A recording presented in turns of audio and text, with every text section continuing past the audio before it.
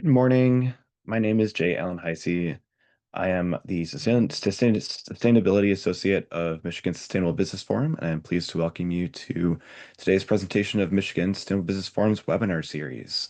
For those of you who are not familiar with our organization, the forum is a collaboration of businesses and institutions working to promote practices that advance climate leadership, social justice, and the creation of a circular economy. We host events and programs throughout the state, including this monthly Michigan Sustainable Business Forum webinar series that is sponsored by Shoupon Recycling. If you are not yet a member of the Sustainable Business Forum, you can become a member today at misbf.org/join, or you can send me an email for more information. I'd like to invite you to join us for our in-person fall programming. On October 20th, we'll be hosting a luncheon event with Detroit Wayne County Port Authority with powering a sustainable Michigan economy in uncertain times. Our Double Food Donation Summit is an all-day event at Heritage Hall on the Michigan Capitol Building on October 28th that is focused on doubling food donations across the state. And finally, this year's Triple Bottom Line Bash will be November 13th at Frederick Meyer Gardens and Sculpture Park in Grand Rapids.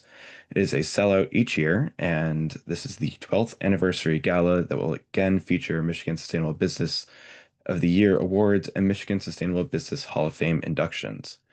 This event will include a dinner, a bar of local beer and wine, and the best networking of the year. You can find more information about these events at the links in the chat or at misbf.org/events. Now I'd like to introduce our program for today. This is Seeding Biomaterials Industry in Grand Rapids and Michigan through Organic Waste Solutions. For our attendees, please note that you can share thoughts and questions with the panelists or all attendees through either the Q&A function or the chat function. We will have time at the end of the presentation for open questions and answers. I would like to start by introducing our first speaker today. This is Brittany Dabney. She is the CEO and founder at Ecosphere Organics. Brittany, the floor is yours.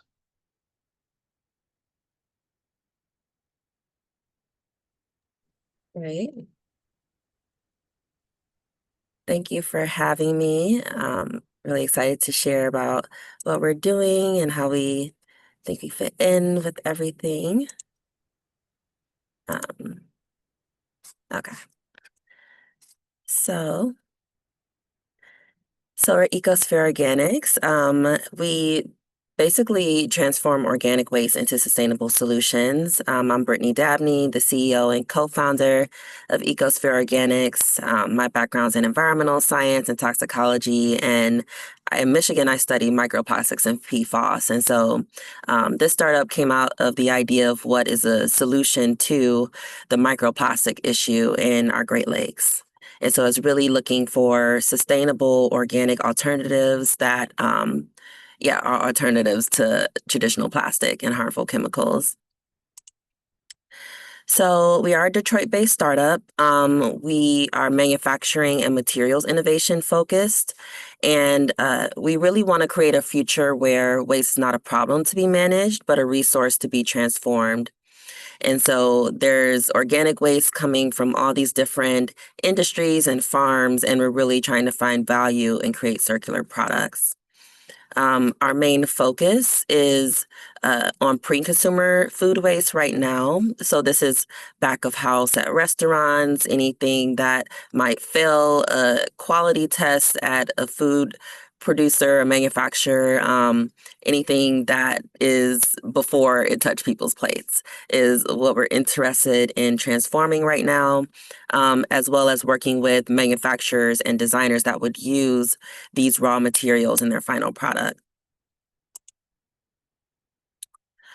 So we pretty much right now are focused on semi-finished sheet material as well as fillers, additives, powders, and pigments. And I'll show some different use cases and work that designers and artists have done as well.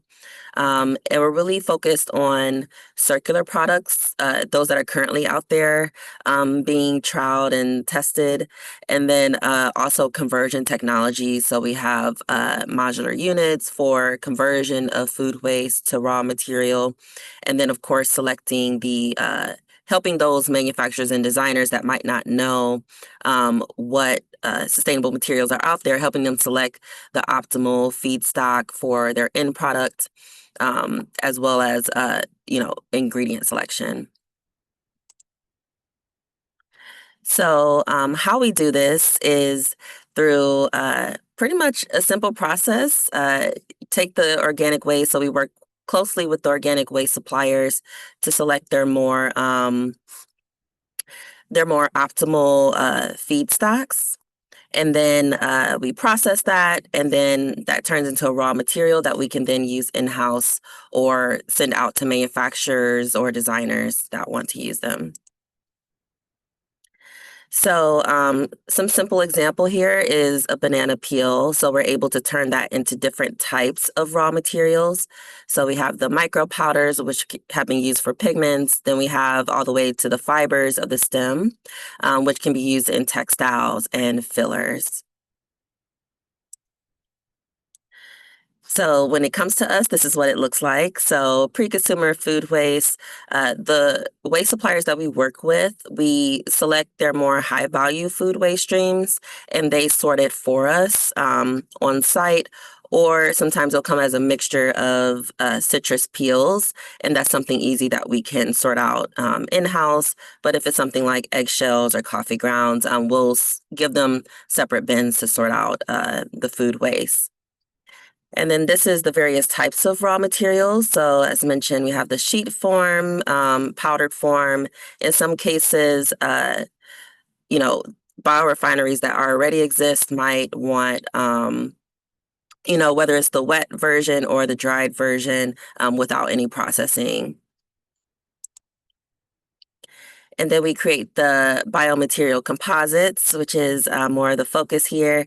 So pretty much taking those raw materials and adding a natural and also biodegradable polymer to bind all those particles together, and it creates a sheet that can be used for various applications. Over here is our citrus material. And then over here is also cork. So we can take natural wine cork uh, cork caps and then grind them down and turn them into new sheets of material. So this is some examples of what has currently been done with the biomaterial sheets. So these are semi-finished. Ideally, they would go downstream to have some bio-based coatings on them to help make them more, weather resistant. But currently, our material recipes are able to withstand quite a lot of water and heat. So we have coasters, which are currently at restaurants, both downtown Detroit as well as in Royal Oak. And then we also use them as corporate gifts. And then we have a wallet here that Ariel made, and then a hat, a bucket hat that another designer made out of our coffee material. So these are all vegan leather alternatives. And then as far as the pigments and what can be done with food waste, so these are some examples of what artists have done through our Waste to Wonder initiative. We have Gabby over here, that's more pretty much textured art. And so she used the eggshells, the citrus materials, coffee grounds. We have Amanda that does more corporate showings and galleries. So she created around 10 pieces using our materials. And then we have Trell, his work sold at a high price, and his more textured. He's also a designer. So it's really showing the value of sustainable materials in the art space, which is relatively unknown after, speaking to appraisers. And then we've also done some early pilots of a fertilizer blend. And fertilizers are important, as we know. Currently, those on the market tend to have harmful chemicals or pretty much they run off into our Great Lakes and cause algal blooms, things like that. And so really trying to create a fertilizer blend that would be integrated into the soil so that it doesn't run off, but something that if it does run off, it's not going to greatly impact the Great Lakes. And so this is just testing our generalized fertilizer over here and our specialized fertilizer with corn. And this was done at our partners' facility, Sanctuary Farms in Detroit. So, why it matters is really to support the economic growth here in Michigan. I think Michigan is the perfect place to kickstart the biomaterial industry, mainly in the manufacturing sector because we're a manufacturing state and we want to be able to support the supply chain here and create a resilient supply chain. And so using upcycled food waste helps us cut emissions, but it also creates new industries, so create new markets, new products, and more jobs. And then of course in the process, strengthening supply chains. As we know, sort of getting things overseas can be pretty expensive now. So really trying to help those manufacturers that are interested to have something more affordable that they can source here in the U.S. And in general, where we fit into the value chain, we're bridging the gap between the organic waste suppliers, and the raw materials by creating a process that's ready to scale. We're also active in community engagement. So we have, I mentioned earlier, Waste to Wonder, but we also do other social impact programs that are educational, mainly to get the materials in people's hands, very low barrier to entry, and then also for youth, educating them about sustainable materials in the biomaterial industry, as well as providing them skills so that they can further their education. And then, of course, for those manufacturers and designers, we want to help them de-risk material adoption. And that's where we come in as an early stage supply chain company for those downstream industries that want to use sustainable materials. Is helping them to integrate them into their already existing process without retooling and things like that. And so as far as alignment with the project, in the greater scheme of things, really interested in mapping out the organic byproducts across the state, as well as helping with business interest in compostable biomaterials. Currently, we have businesses that seek us out, but we're doing our own outreach to figure out what types of materials made from organic waste streams are they interested in having in their businesses. As well as their end product, whether it's packaging to use in their daily operations or if it's the actual product that they're selling.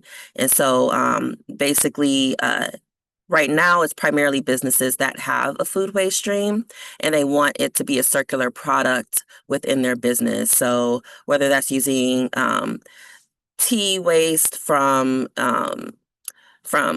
tea houses where you can basically use those for paper products. In the case of the coasters, using citrus peels that come from the restaurants as coasters. Same thing with potato peels. So really being able to build business interest with those real use cases and offering materials for co-development, mainly working with those designers and manufacturers. And then also our contribution, of course, is the conversion of that feedstock into the raw material, as well as, of course, helping those that need design skills or designers on their team, kind of tapping into our network already and helping them out. So these are some of our partners that are helping us in the ecosystem. And yeah, definitely reach out to us if you have any questions. So yeah, that's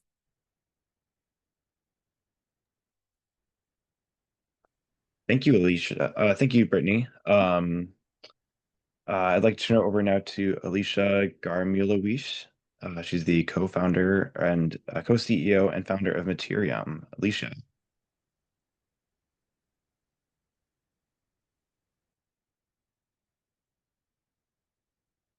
Hi, everyone. It's really nice to be here today. Thank you very much. I'm going to try and share my screen and get the right presentation.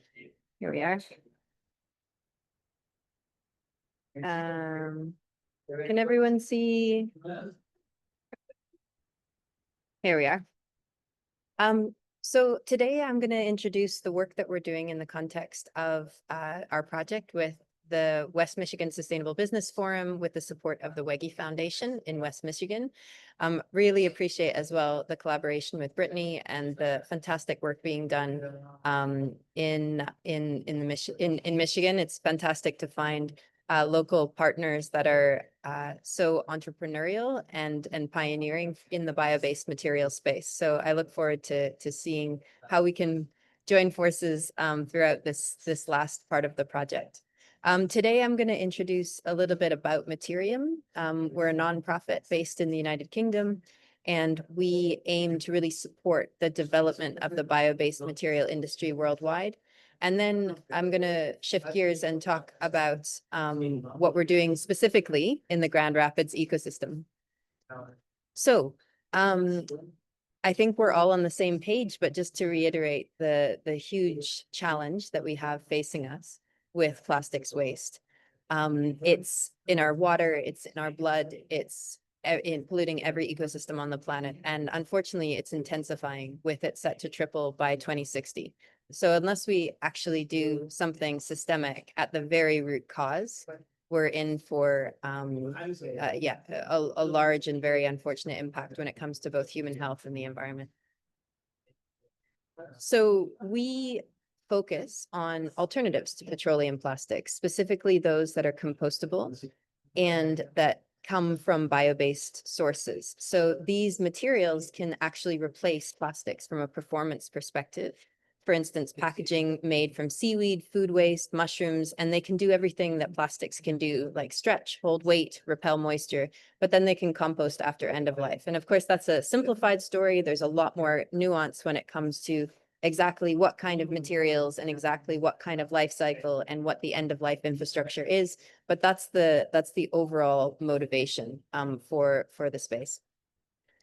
And our mission at Materiom is to really eliminate fossil-based plastics at source by radically accelerating innovation and market entry of bio-based compostable materials. So we see really promising examples, but they're spending a lot of time trying to find viable recipes that actually are commercially scalable and can replace petroleum plastics and get into the hands of consumers. This is not just a bio-based material problem. Materials in general take a long time to get to market, generally 20 years and $100 million.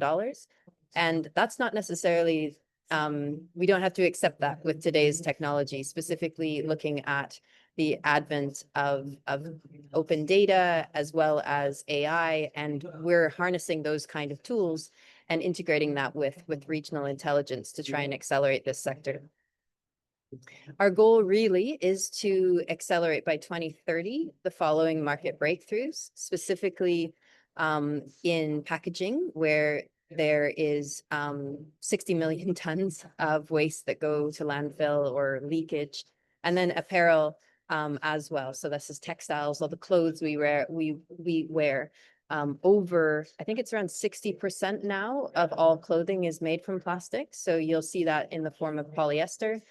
And there's a huge opportunity in alternative fibers to curb that pollution and the kind of microplastics that come from that.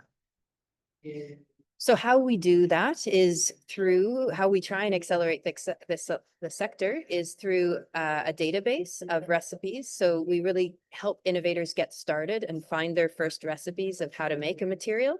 We are currently focusing a lot on generative AI tools that can help take those innovators once they've or help guide those innovators once they've found certain recipes of interest and optimize them, tweak them for commercial scale up and the kind of higher performance requirements of brands. And then finally, integrated into all of that is a community, a global community of over 20,000 innovators across science and startups and brand ecosystem as well that are really using our data and then contributing to it as well. So to give an example, and Brittany's organization should be part of this slide, is it's an example of like bright spots when it comes to the innovation ecosystem. So for instance, I'll call out a couple. Notpla in the UK is growing really strongly when it comes to their commercialization. They focus on seaweed-based packaging, a lot of coatings and films and compostable cutlery.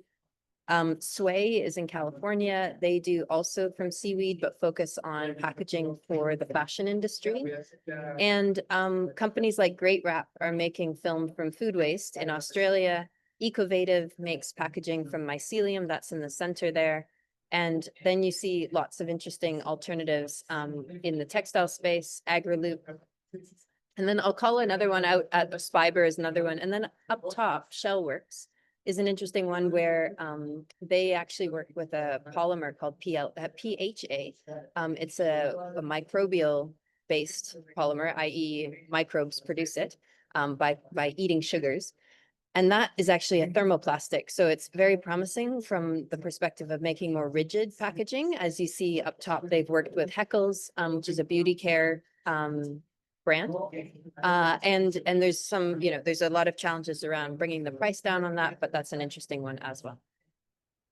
Okay, so I'm now going to pivot to some of the regional projects we do, because not only on the kind of tech and common resources side do we work, but also thinking about how those common resources can land in regional ecosystems to really help innovators in a local area. Because I think one of the important aspects of this overall transition is really thinking about how we can transition the overall system DNA. So in terms of the way in which petroleum-based plastics have been developed over time, it's a very centralized system where we produce materials in huge quantities in small number of places in the world and then ship them everywhere. And that waste is highly distributed and very little of it is piped back to any kind of production system via recycling loop. The DNA of a more bio-based materials economy is much more similar to renewable energy. So it depends where the sun shines, where the wind blows, as to what kind of energy should be produced in what area. That type of thinking can be followed with materials as well, because biomass depends on the region, right? So not every region in the world makes sense to develop seaweed-based supply chains. Similarly, really big areas of urban development have a lot more food waste, and rural farming areas have a lot more agricultural byproducts. So the kind of approach to developing appropriate and scalable supply chains for bio-based packaging and textiles has to have this regional lens. And that's why we work with these community projects. And that's why we have the privilege of working in Grand Rapids and the Michigan area more generally. We are using that lens to understand what kind of supply chains, what kind of mixes of biomass makes sense regionally. So before going into Grand Rapids specifically, and our project with the Wege Foundation and the West Michigan Sustainable Business Forum, I'll just touch on a couple of other regional projects to give us a bit of context of our track record in this space. The first is actually still in Michigan. So this was a small pilot project we did with the support of the Wege Foundation to really understand the linkages between regenerative agriculture and bio-based materials. Now, a lot of our work focuses generally on waste and byproducts as a really good, useful input for materials. But it's really important to realize that those agricultural systems often are needing to transition as well in terms of their sustainability and their practices. A very extractive agricultural model is not necessarily something we want to link up with from a material standpoint. So we looked at what kind of percentage of byproducts can be extracted from regenerative practices. And it turns out it's about 30%. And then also about nutrient return. So looked at how the materials that are made can contain nutrients that are important for the soil, and so therefore could be composted and returned back to those agricultural areas, those farms, and make the crops healthier, right? And the interesting thing is those materials can actually be designed with that purpose in mind. So you can add certain ingredients like chitosan, which comes from the shrimp shells and other crustaceans, that has really good nitrogen content. That could be a very good soil amendment, for instance. And so designing these materials for their end of life, not just to go away, which is, you know, an important goal, but even one step further is to actually be good for the earth, not just to kind of be not bad, basically, in the words of Bill McDonough. So that is a goal for us, is to always have that kind of thinking. And this was a study that illustrated that. A second example is reflow. This is in the context of European cities. So we worked across a series of different European cities to quantify their food waste and extract or identify the quantity of biopolymers. So these are bio-based natural compounds that can be extracted from food waste and then used for material design. And the important thing here is a data problem. We don't actually know what kind of volumes of polymers can be extracted from food waste. So that was one of the major, building blocks of this study. And that's a key thing for investing in any kind of supply chain, is to know how much of your ingredients are actually going to be available in what kind of quantities over time. So this was Pilar, who's on the call today. She was she did the heavy lifting behind this project, identifying, for instance, in unavoidable food waste. So we really focused on unavoidable because obviously avoidable food waste is something we want to design out of the system. What kind of compounds can be identified? So for instance, cellulose, starch, collagen, chitin, these kind of compounds are fantastic for material making. And we made then samples of specifically packaging materials made from those compounds to showcase, in the context of those European cities, what kind of materials could be made from the unavoidable food waste being produced by their populations. We then mapped their properties, so also looked at kind of market applications, and really kind of tried to seed some innovation in that space with giving those recipes, giving those materials that were custom designed, so to speak, identified for the mix of ingredients that was plentiful. And those cities varied because they were in different locations, and people in different locations eat different things. So it was a very interesting mapping exercise. The third I'll touch on is the Chilean context. So we worked with seaweed farmers in Chile to look at how to build more resilient and sustainable supply chains for seaweed-based bioplastics, and not just think of seaweed farmers as the kind of bottom of the value chain that supply raw materials, which is currently what happens today in food additives and cosmetics, but rather actually give them the tools to diversify their income streams and create materials with the raw feedstock that they're actually cultivating. So we did a lot of workshops with local communities who are algae producers, and also created samples that are based on that for packaging that can seed innovation in that space. And also a big part of that was developing value chain mapping, understanding what are the kind of holes in the value chain that are there that are necessary to kind of invest in order to actually have a viable materials economy at a regional level. No surprise that not all those stakeholders are necessarily there. In the sense, for us in Chile, it was a lot of the actual material producers. That's an innovation ecosystem that needs further investment in, and also the manufacturing partners. While they were there, there's a lot of manufacturing partners that, produce plastic bags from petroleum. There's a lot of time and experiments necessary to really bring them on board and open up the potential for them to use alternative feedstocks. So kind of identifying opportunity spaces and barriers for supply chain development was part of this work. Okay, I will finish with the biomaterials industry in Grand Rapids. I really appreciated the overview that Brittany provided in terms of the innovation happening in the space.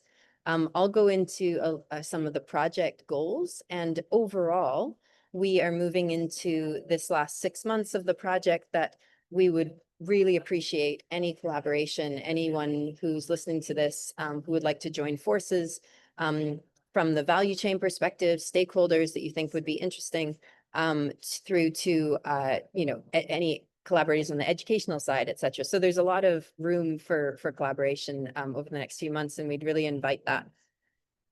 The goal is to enable the development of bio-based and compostable materials using local organic waste. And specifically, we're looking at agricultural byproducts, given the plentiful amount that is there in the West Michigan region. And the goal there is to really understand the potential for reducing plastics waste by substituting petroleum materials. And we're focusing on packaging within the context of this project. So we, as I mentioned at the top, we're supported by the Wege Foundation and collaboration with the West Michigan Sustainable Business Forum in doing the project. So the first objective is to map the availability of organic and industrial byproducts and waste in the Grand Rapids area, really understand what's there from a feedstock perspective, and look at the kind of quantities of biopolymers that could be extracted, similar to what we did in the European context. But it's really important here that we customize that for the types of byproducts that are plentiful here. So for instance, apple byproducts or cherry processing and blueberry. There's a lot of amazing agricultural products here that are very, very rich in nutrients for the material space. Second, we're looking at seeding business interests. So from a kind of collaboration standpoint, would love to work with anyone who's interested in collaborating in this space. And Brittany is a really exciting partner to work with in this area. And then third, develop a portfolio of compostable bio-based materials to share knowledge across that value chain. So Materiom's tech and data resources we're going to be using to customize and provide recipes that are custom built for the Grand Rapids ecosystem. Not necessarily it'll be a final formulation. That's not the way material innovation goes. But the idea is to kind of shortcut and accelerate the identification of commercially ready materials by providing that layer of recipes, information, formulations to local stakeholders who can then work with them further and identify market niches that can be targeted. So here's just an example. For instance, this is some of the work Pili has done and is working on right now, is looking at apple production. So there's a huge amount of processing of apples, obviously, and the waste is apple pomace, where we're looking at the kind of tons available, and apple pomace can be about 20% of apple production. So serious volumes are available. And then from that apple pomace, you can get 8 to 10% of that waste stream is cellulose. Cellulose is one of the most abundant, or the most abundant biopolymer on Earth. It's 50% of all plant matter, so no surprise there's a lot of cellulose. Hemicellulose as well is intertwined with that polymer, and lignin. And then pectin is a really interesting one as well. Pectin is one of the polymers in the fruit peel, and that's really useful as a film forming material. So here's an example of like how we then are analyzing the utility of those different polymers. So cellulose can be a reinforcing agent. It kind of helps with mechanical strength of your packaging material, barrier properties as well. Hemicellulose is a gelling agent, so it helps create that nice film forming material. Lignin has UV resistance, so it could be really interesting as an antioxidant property. So especially for food packaging, that becomes interesting. And pectin is, in addition to being a gelling agent, it's also hydrophilic, which means that it can be more water repelling, which is also an important property of food packaging. So this kind of analysis is important for then developing recipes, formulations for how to make a material for particular applications. And you can change the ratios of these ingredients to change up both the performance as well as like how it's processed. And here's some references in the market. This is not, apple pomace, and the using of it for packaging materials is not, completely blue sky. There's definite companies out there doing stuff. So Beyond Leather is an upcycled apple waste that turns into a leather alternative. Apple paper, apple skin leather alternative is also there. Frumat is the company.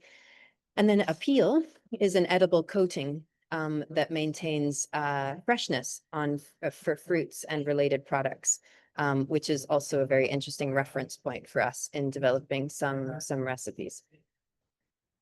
And another example, I think let's just do a time check. I'm okay. One last example is the example of pectin-based films that actually comes from our repository. So in Materiom, we have community-generated recipes as well as those that are developed based on the scientific literature. This is an example of one of our collaborators or an innovator who's contributed a pectin-based film. Her name is Alicia Valdez. And you can see a very kind of easy recipe here that can give you a pretty nice packaging film that gives you a kind of starting point. And the reason why we put this up as well is not just to say that, you know, this is a good starting point for material innovations, but it's also something that can be quite accessible. Not only like business will need to perfect this and make it manufacturable and repeatable and all of those hard challenges, but it's also a really important educational tool to bring to students, to bring to many more stakeholders that you can actually make these films with very low technology barrier. Basically, you kind of need a kitchen for a lot of these recipes just to get started. As I said, to make it more commercially ready, you need a proper lab. But that's something that can be really useful as kind of opening up the paradigm of material development to many more folks. So we're working with, we're providing some educational materials to educators in the Grand Rapids area who can offer these recipes to students as kind of projects or you know, idea generation for their own educational journeys. And the last part of the project that I'll touch on, which is super important, is really understanding the overall value chain and the kind of opportunities and barriers inherent in developing viable material supply chains and product supply chains, basically. We look at kind of across the value chain, right the way from biomass feedstock, which is plentiful, but really requires, you know, valorizing those feedstocks and being part of that.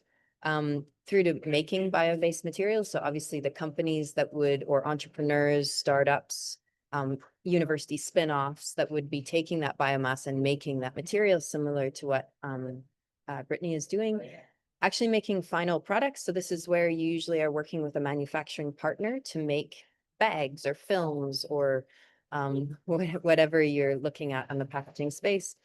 Commercialization is really with a brand partner. So really you need to then look at the demand side of the equation and ensure that companies are testing these with their products. They're looking at piloting them. They're often investing and providing that kind of financing for at the pilot scale, and then saying like, if they have an offtake agreement or a pre-purchase agreement, these are the kind of financial mechanisms that can take an early stage material and actually give the material innovator some sort of guarantee that there's a market for their material if they meet their kind of scale up targets. And then end of life management is really important from an infrastructure perspective.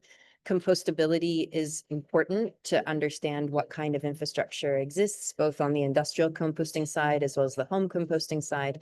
And also a lot of these materials can have second uses and can be recyclable depending on the kind of polymer mix as well. So that kind of end of life picture is really important. And I should say not just from an infrastructure perspective, but also ensuring that there's appropriate understanding of certification and what kind of testing is necessary in order to ensure compatibility with end of life infrastructure. Okay, so I'm going to stop there and then would love questions. And I believe the floor is open to both Brittany and I. Is that right? We're going to do a mix of questions, Jay? Yeah, thank you, Alicia. So we're going to kick off the Q&A for our panel. For everybody who's joining us live, you can submit your questions through the Zoom Q&A or chat functions. And to moderate the panel, we have the Executive Director of the Michigan Sustainable Business Forum, Daniel Schoonmaker.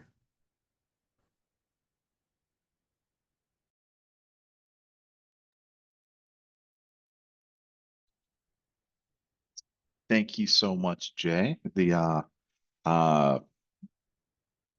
Appreciate you doing the introductions here today, and wonderful hearing both of those presentations. At least as an FYI, you do have a little bit of background chatter in the coming on your mic. I think I don't think it kind of distracted too much from it, but we were picking up a little bit of that during your presentation. So we do have a good bit of time for questions here, and I'm gonna take those from both the Q&A function and the chat here. And to start out, Brittany, Alicia, how do you think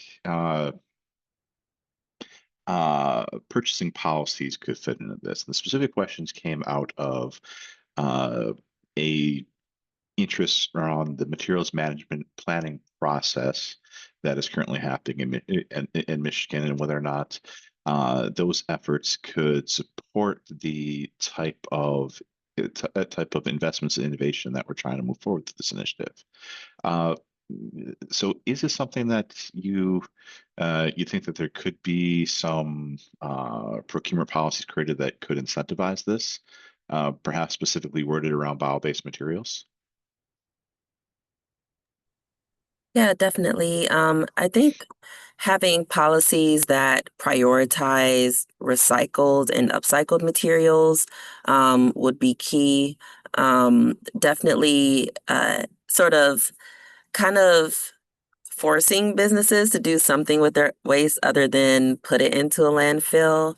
And then in that regard, for the manufacturers, kind of having more regulation in terms of what's their first option. Their first option should probably be something that is recycled or from upcycled material across the board, whether it's organic or non-organic. And then from there, kind of just it helps create demand for those materials in the market that are more sustainable.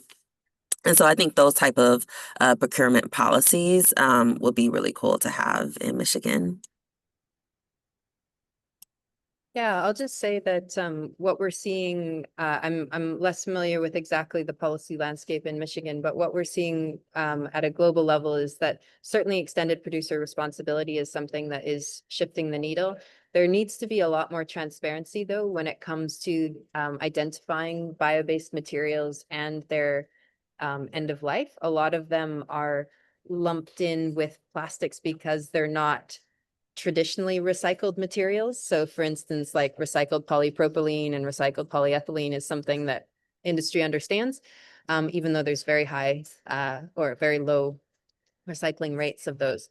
And sometimes the novel materials are not actually appropriately labeled or understood by policy, and therefore they don't get credit. Brands don't get credit for like adopting them. And so that's a policy lever that is necessary to address that sooner rather than later.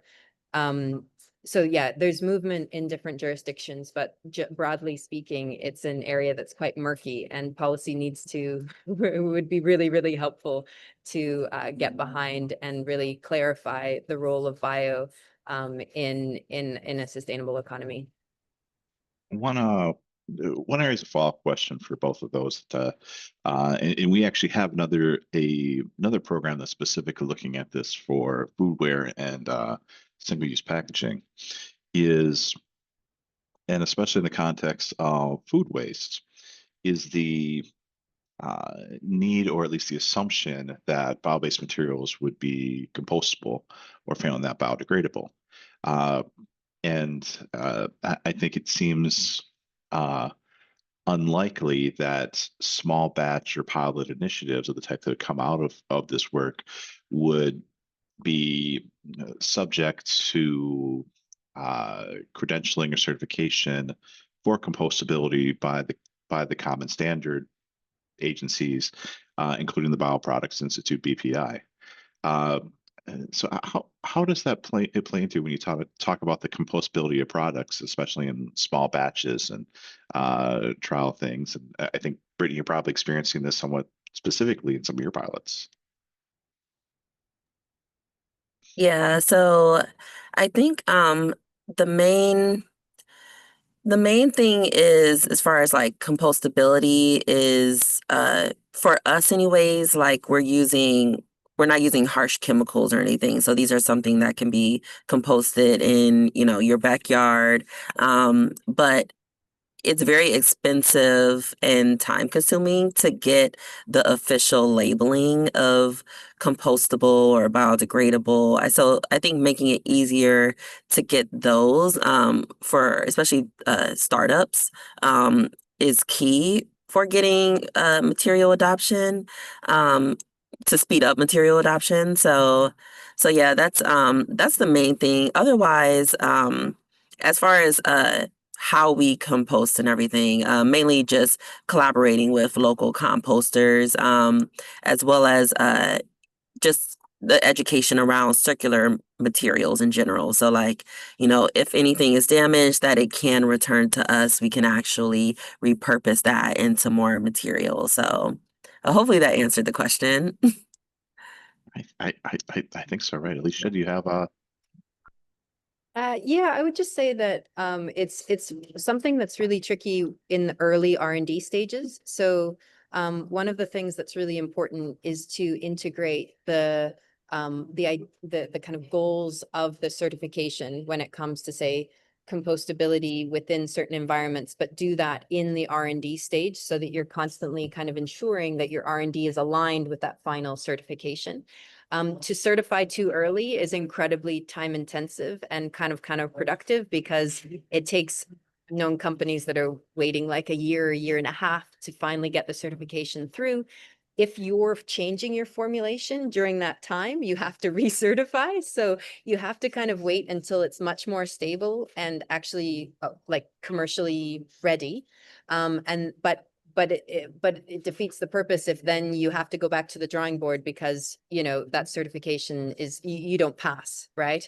So there's an important aspect of at the design phase to integrate the kind of tests that will be happening at the certification stage, but at the lab, within the kind of early R&D phases. So things like looking at how it behaves in soil, how it behaves in seawater, how it behaves in home composting environments, industrial composting environments. All of these can be simulated.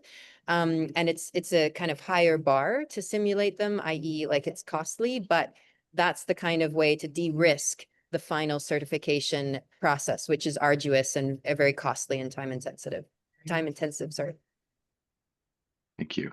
So I think I've got kind of 3 tracks of questions with the next 10 minutes here. One, tactical specific implications, regulatory and specific, especially with food contact surfaces, and then potential for venture and capital support. So I think why don't I start with some of the tactical ones because those came in first. The avocado skins. And any thoughts on that particular particular feedstock?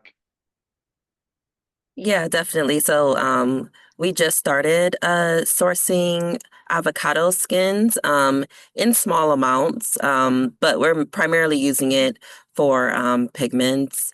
We haven't gotten enough to be able to try using it for packaging, which I know has been done before. Or actually, I believe biodegradable utensils is what avocados have been used before.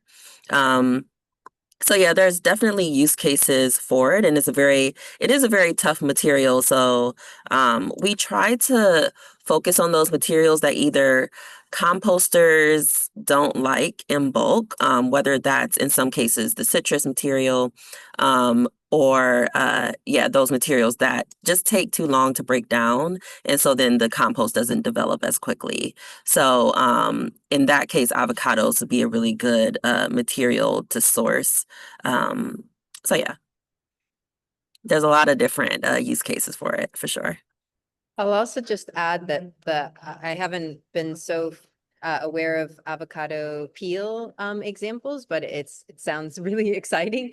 I'll also just add there's a link to Biophase, which is looking at avocado pits as a useful feedstock for making bioplastics. It's a project in the EU.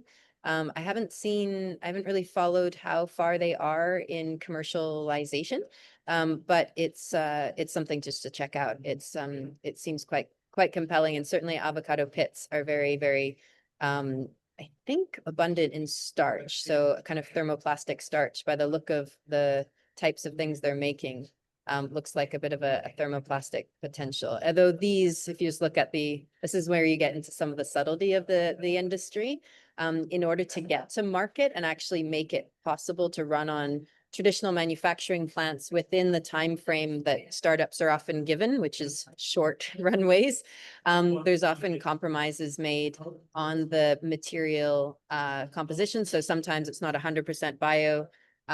They mixing in either like petroleum polymers or petroleum polymers that are non-biodegradable, and sometimes petroleum polymers that are biodegradable. And that's made for usually manufacturability reasons and scale up reasons. But I think transparency is one of the things that is necessary in this space, is that some companies are doing that with clear transparency and saying, look, this is where we are on the roadmap. We're trying to get to 100% bio, and we need further innovation cycles to get there. And this is our kind of mission and steps to do it. Whereas others, it's a little bit more obscure. So I would just say that, you know, it's a pretty varied area, as this example that I just mentioned shows, but it's something that I think transparency helps a great deal with. There's also a question about liquid waste. I know this is coming from someone who's in the extract industry. Highlighted you know, oleo resins, other extracts. I think I know the answer to this. I mean, there's definitely use cases depending on what the material is, right?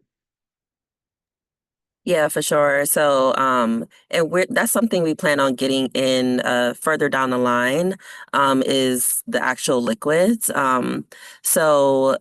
Yeah, there's especially for the citrus material, it means basically acids, but there's actually a shortage right now, or there's suppliers that are trying to source things like D-limonene or the scents that come from citrus here in the US. As well as some other byproducts that can be from liquid food waste. So really trying to, we really need like infrastructure for liquids. That's kind of the issue. Liquids can be super heavy.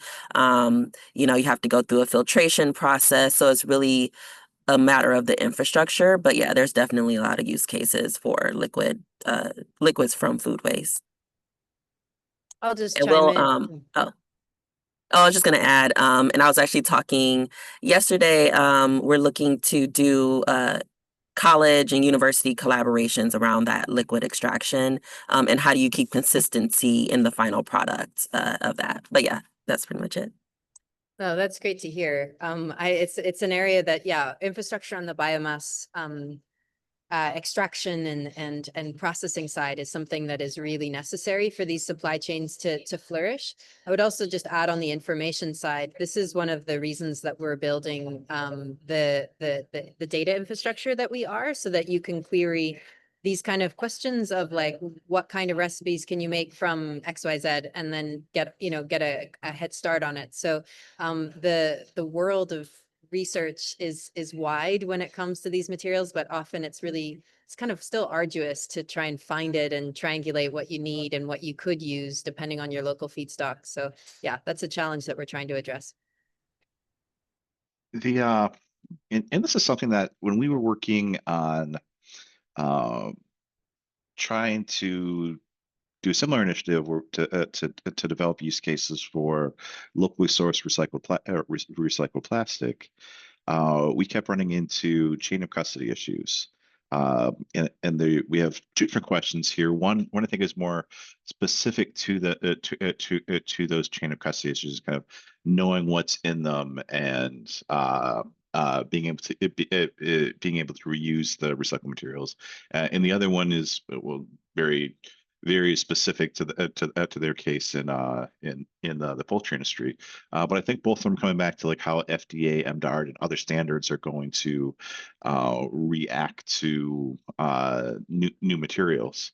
So can you speak a little bit to kind of considerations for food packaging or food contact services at both the pilot and the commercialization scale?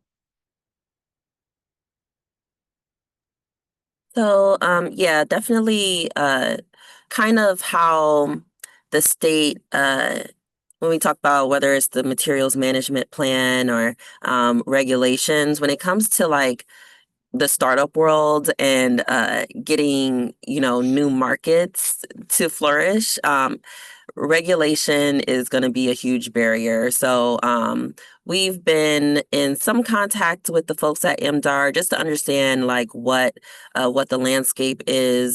Plan on restarting those conversations because it's a huge issue. I think for FDA, we did look into like packaging. There's pretty much it's only when it's like in direct contact, and a lot of foods, when they're in packaging, they have their own packaging around it, or they might have coatings on the food that kind of prevents the packaging from influencing the quality or causing contamination, things like that. So um, and there's also, with my research, there's a whole world of packaging where, there's different elements of the packaging. So on our end, we're really interested in starting with like the dividers. When it comes in food packaging, because that's low barrier to entry as far as like food contact. And then the more difficult one, of course, is the entire like the outer packaging. So really, I don't know if we have like a packaging lab here in Michigan, but definitely that would have to be more of collaboration and showing like the effectiveness and kind of sturdiness of the material, as well as to keep out, additional moisture and heat in the packaging itself. So it will require a lot of research that I think can then be handed over to these regulators as proof. Yeah, I'll just add to that it's definitely important at a lab scale to do all these tests. And I think in the chat, someone suggested a great lab that's local there, and that kind of thing with food contact safety and everything. These are the kind of standard or indicative or characteristics that can be tested at a lab scale. However, I would just say, like, on a big picture side, I think there's sometimes a bit of frustration in the industry where, these are the things that are slowing down massively the commercialization because they're often costly and kind of slow to get certified. And this is against the backdrop of a lot of today's food contact materials actually having a lot of toxic effects. So like we're just starting to get the data on this. So it's not as if our current food contact materials are great. So I think it's important to keep that in context when we're thinking about new materials, and really ensuring that they're fit for purpose and they meet the product specifications, and go through the rigorous testing necessary. And we need to make that better as a system to help innovators faster get to market. But we also have to showcase and lift up the data that's showcasing that like actually what we're replacing is pretty toxic on many accounts, and it's not good when it comes to our food system. I think that's a fantastic point to end it on. Some of the points we didn't get the chance to talk through in the Q&A is availability for venture capital to support this, and some specific questions about barriers to adoption in Michigan and kind of scaling Brittany's enterprise. And I'd say if you're interested in that, please feel free to reach out to Brittany and talk about how you can support her enterprise. And you have funding for her, I'm sure she'd like to have it. Thank you to Jay for getting us kicked off here today. Jay is again our project lead on this.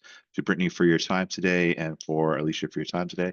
And I see some comments in the chat already.